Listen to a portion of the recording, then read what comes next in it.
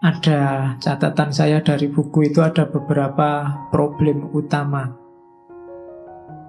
Yang pertama, problemnya manusia modern itu misosofia. Ini, miso itu artinya kebencian. Ya, miso. Ya kamu biasanya kan miso, ngertimu mie ayam bakso. Ya. Nggak, miso itu kebencian. Kalau orang Jawa miso itu ngomong jelek. Ya, jangan-jangan miso itu dari akar kata itu. Bahasa Yunani miso, kebencian. Karena benci terus kamu miso, maki-maki orang. Oke, misosofia itu lawannya filosofia. Kalau filosofia, cinta kebijaksanaan. Misosofia, benci kebijaksanaan. Orang modern dewanya kebenaran, bukan kebijaksanaan. Kebenarannya pun hanya kebenaran yang rasional, yang diterima. Alat utamanya hanya logika. 1 tambah 1, 2. Jadi peradaban hari ini dibangun atas dasar kebencian pada kebijaksanaan. Kalau ada orang ngomong agak rohani dikit, kamu sebut kebatinan, terus kamu anggap primitif. Ya kan, ada orang ngomong, kelenek itu, kebatinan itu. Jadi cirinya orang modern ternyata benci sama kebijaksanaan. Ngertinya hanya yang eksak, yang pasti-pasti. Yang tidak pasti, yang gaib, yang metafisik, tidak disukai di zaman modern. Apalagi sains. Sains itu positivistik, hanya menerima yang rasional dan empiris. Terus itu penyakit pertama. Penyakit kedua, desakralisasi pengetahuan. Ini juga penyakit gawatnya orang modern. Kita sama pengetahuan itu berjarak sekarang. Kita ini jadi raja, namanya subjek, pengetahuan jadi objek. Pengetahuan tidak sakral lagi. Pengetahuan sifatnya hanya instrumental. Pengetahuan hanya jadi alat kita untuk menguasai dunia. Ilmu kita tentang pengetahuan kita tentang dunia ini pengetahuan yang tidak sakral. Hanya ngerti yang fisik. Kita tidak bisa menghubungkan pengetahuan kita dengan realitas transenden, dengan ketuhanan, dengan surga, dengan hal-hal yang metafisik. Namanya desakralisasi, cirinya orang sekuler. Agama itu urusan sama akhirat besok. Kalau dunia urusan dunia. Dan sains ini urusannya dunia. Perdebatan modern kan selalu membandingkan hubungan antara sains dan agama. Itu menunjukkan bahwa agama terpisah sama sains. Jadi agama jadi tidak sains jadi tidak sakral lagi. Padahal agama itu sangat mendorong orang untuk bersains, untuk memperdalam ilmu sampai terlevel. Kalau dalam agama sampai level sedalam-dalamnya, sampai nanti puncaknya ketemu Tuhan dengan ilmunya. Tapi dengan ilmu modern hari ini tidak bisa. Susah kamu membayangkan dengan biologi bisa mencapai Tuhan, dengan fisika bisa mencapai Tuhan, jauh rasanya. Saya belajar teknik informatika, Pak. Dari sini saya ingin ketemu Tuhan, itu jarang orang ngomong begitu. Mungkin tidak ada. Jadi ilmu jadi sesuatu yang terpisah dengan agama, dengan spiritualitas. Itu yang disebut desakralisasi pengetahuan. Pengetahuan jadi barang sekuler. Sains jadi sifatnya duniawi saja. Sains itu kan ada di sebelah kanan itu. Saintisme, kritisisme, subjektivisme, relativisme, psikologisme, biologisme. Ilmu kita kan isme-isme itu semua. Belajar manusia pun manusia yang dipelajari di level eksakta. Psikologinya behavioristik. Manusia diposisikan kayak mesin. dianggap manusia itu pasti. Kalau umur sekian-sekian perkembangannya ini, umur sekian sampai sekian perkembangannya ini, itu kan behaviorisme. Anak itu kalau masih SD ya sukanya sesama temennya. Nanti kalau sudah ABG baru kenal lawan jenis, kan teorinya itu behavioristik. Nggak ngerti kalau manusia itu berkembang. Anak-anak hari ini pegangannya HP.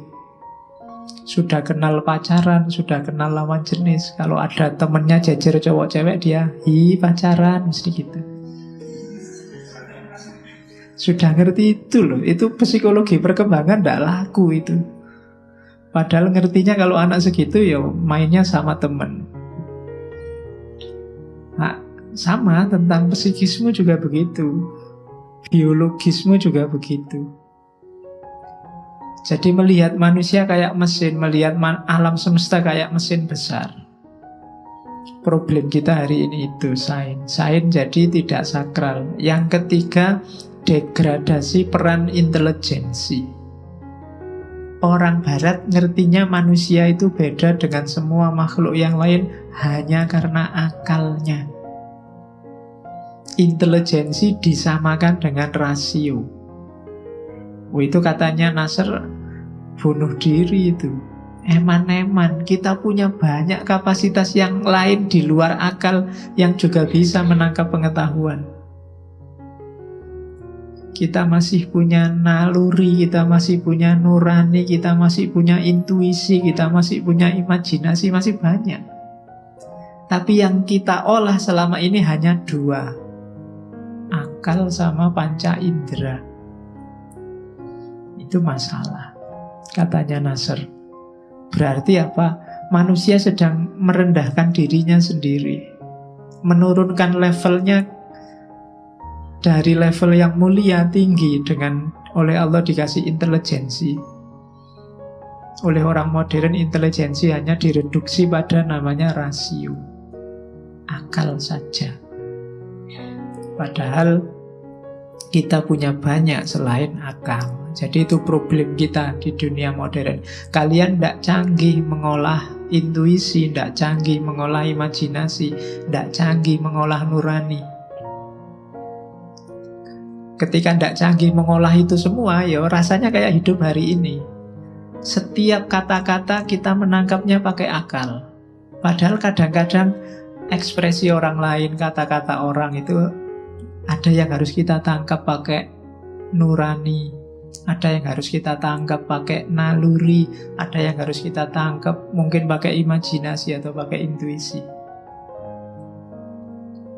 Oke, kalau ada nenek-nenek maling kayu hanya untuk dia bertahan hidup, secara hukum positif rasional dia salah dan harus dihukum. Tapi menangkapnya masuk pakai akal. Mungkin lebih pas dalam kasus itu nuraninya yang maju. Setelah diputus salah, terus vonis nuraninya yang keluar.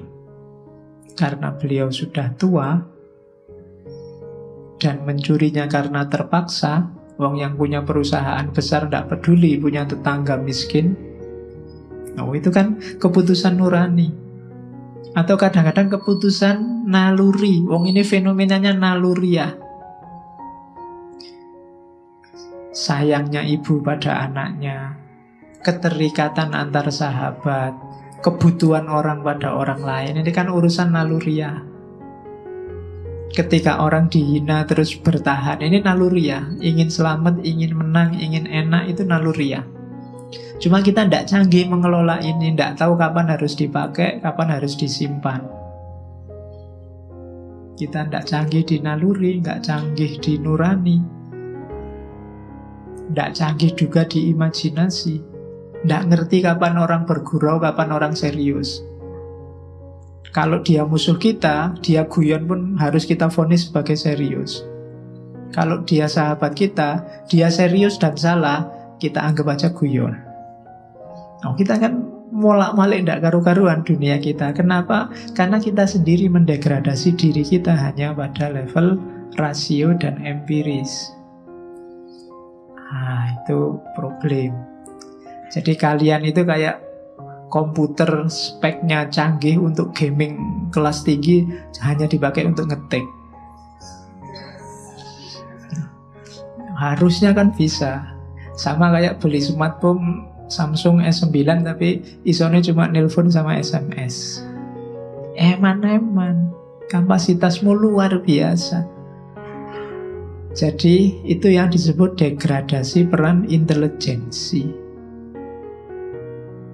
Dan yang ketiga, problem besar kita hari ini adalah kita menyingkirkan metafisika, mendegradasi. Sama, metafisika ini sebenarnya puncak. Kalau bahasa filsafat, sejak Aristoteles diwarisi nanti Farabi dan Ibn Rus, metafisika itu namanya falsafah al-ula, filsafat pertama, filsafat paling tinggi. Tapi begitu masuk ke dunia modern, metafisika adalah cabangnya filsafat, setara dengan ontologi. Biasanya ontologi strip metafisika. Dengan nama lain, metafisika itu filsafat spekulatif. Karena dianggap metafisik itu di luar yang fisik, dan manusia karena hanya pakai akal dan panca indera tidak bisa menjangkau yang di luar fisik, maka metafisika punya gelar filsafat spekulatif. Isinya hanya spekulasi-spekulasi. Jadi turun kasta. Padahal katanya Syed Hussein Nasr, harusnya dibalik. Filsafat itu bagian dari metafisika. Jadi di antara pengetahuan-pengetahuan puncak itu ada namanya falsafah. Pengetahuan puncak itu kan metafisika tadi. Cuma di orang modern dibalik. Di antara khazanah yang namanya filsafat, berpikir rasional, ada metafisika. Ya karena filsafatnya rasional, metafisikanya di luar yang rasio dan empiris, akhirnya metafisika disebut spekulatif, hanya spekulasi. Nah, itu bunuh dirinya manusia modern. Kehilangan ilmu yang sangat penting, namanya metafisika. Yang itu nanti disebut oleh Nasr sebagai scientia sacra, pengetahuan suci. Yang itu hilang dalam peradaban modern. Padahal ini dihidupkan oleh setiap generasi di peradaban-peradaban sebelum modern. Kalau versinya Nasr, ya ini termasuk khazanah suci. Dulu diwariskan langsung oleh Allah pada Nabi Adam, dilanjutkan oleh Nabi Sis, dilanjutkan oleh Nabi Idris, terus sampai nanti masuk ke Yunani. Ada aliran Hermetisme, ada Pitagoras yang punya torekot spiritual sendiri, terus sampai nanti kalau di Islam dia diwarisi oleh Suhrawardi dan kawan-kawan. Jadi itu khazanah besar peradaban manusia yang dibuang oleh orang modern. Dianggapnya itu primitif, dianggapnya klenik. Padahal itu penting. Peradaban sebelumnya membangun dunia berdasarkan khazanah itu, yang oleh manusia sekarang ditinggal. Nah, itulah problem manusia modern hari ini.